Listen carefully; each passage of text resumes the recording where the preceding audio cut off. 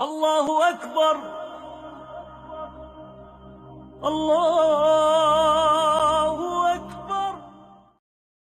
لا یسأم الانسان من دعاء الخیر، نہیں اکتاتا انسان اچھائی مانگنے میں اللہ تعالیٰ سے، ہر وقت یعنی وہ خیر کی دعا مانگتا ہے۔ وَإِن بَسَّهُ الشَّرُّ، لیکن اس کے باوجود جب اسے تکلیف پہنچتی ہے، تکلیف تو لازمی آنی ہے، یہ تو ہو ہی نہیں سکتا کہ جو بندہ دین کے راستے پہ چل رہا ہے تو اب وہ کہ جی میں نے اللہ کو خوش کر لیا تو اللہ ہی منہ خوش ہی رکھے گا، ایسے نہیں ہونا۔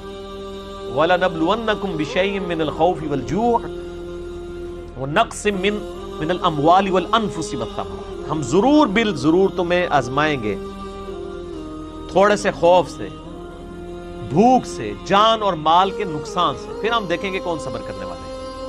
تو یہ تو ہو ہی نہیں سکتا۔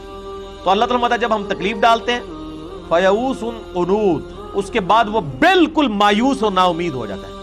وَلَئِنْ أَذَقْنَاهُ رَحْمَةً مِنَّا، پھر اس کے بعد جب ہمیں اس کو اپنی رحمت کا مزہ چکھاتے ہیں اپنی طرف سے، مِن بَعْدِ ضَرَّاءَ مَسَّتْهُ، اس تکلیف کے بعد جو اسے پہنچ چکی ہوتی ہے، لَيَقُولَنَّ هَذَا لِي، تو وہ پھر اترانا شروع کر دیتا ہے، وہ کہتا ہے یہ تو میرا حق تھا۔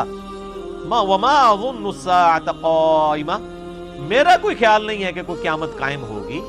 یہ ضروری نہیں وہ کہہ بھی رہا ہو، زبان حال سے بھی کہہ رہا ہوتا ہے۔ جو لوگ اپنی مرضی کی زندگی گزار رہے ہیں بیسیکلی وہ تو یہ اناؤنسمنٹ کر رہے ہیں نا کہ آخرت کوئی نہیں ہے، ورنہ جسے یہ یقین ہو کہ آخرت ہے تو وہ اپنے یتیم بھتیجوں کا یا بھانجوں کا یا بھانجیوں کا بھتیجیوں کا مال ہڑپ کر سکتا ہے، جسے یہ پتا ہو میں نے مرنا ہے، اور مرنے کے بعد یہ مال جو سورۃ النساء میں ہے کہ جو لوگ یتیموں کا مال ناحق کھاتے ہیں وہ اپنے پیٹ میں دوزخ کی آگ بھر رہے ہیں، جسے یہ یقین ہو تو وہ کبھی یہ کر سکتا ہے؟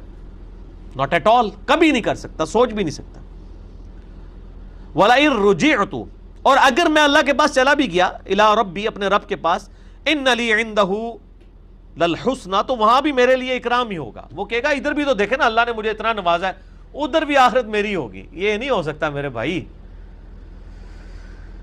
فَلَنُنَبِّئَنَّ الَّذِينَ كَفَرُوا بِمَا عَمِلُوا، ایسے ناشکروں کو ہم ضرور بتا دیں گے جو کچھ وہ کیا کرتے تھے دنیا میں۔ وَلَنُذِيقَنَّهُم مِّنْ عَذَابٍ غَلِيظٍ، اور ایسے لوگوں کو ہم گاڑا عذاب دیں گے۔ یہ نہیں ہو سکتا کہ دوویں جہاں نہیں مٹھے باؤ، دوویں جہاں نہیں مٹھے ہو سکتے۔ مٹھی میں اگر یہ جہان لیا ہے پھر آخرت تو چھوٹ جائے گی نا۔ دنیا میں آپ کو وہ ساری تکلیفیں گزارنی پڑیں گی، پھر آخرت کی ہمیشہ کی کامیابیاں ہوں گی۔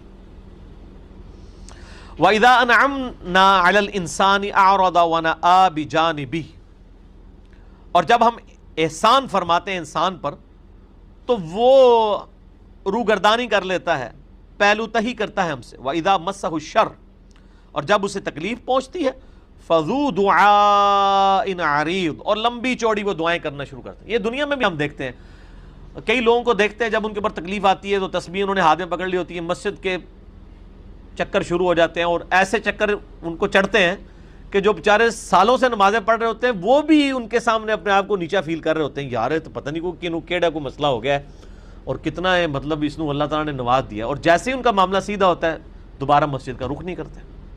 قُلْ أَرَأَيْتُمْ إِنْ كَانَ مِنْ عِنْدِ اللَّهِ، اے نبی علیہ السلام فرما دیجئے، اے منکرو تم مجھے بتاؤ اگر یہ قرآن جو اللہ کی طرف سے ہو، ثُمَّ كَفَرْتُمْ بِهِ، اور پھر تم نے اس کا کفر کیا، اگر اس کو ایک لمحے کے لیے فرض ہی کر لو کہ تمہارا ایمان تو نہیں لیکن ایک لمحے کے لیے فرض کر لو کہ اگر یہ واقعی اللہ کی طرف سے ہوا اور تم نے اس کا انکار کیا، من اضل ممن هو فی شقاق بعید، تو اس سے زیادہ گمراہ کون ہے جو اس اختلاف میں اس حد تک شکی ہو جائے کہ اس کے اوپر ایمان نہ لے کر آئے۔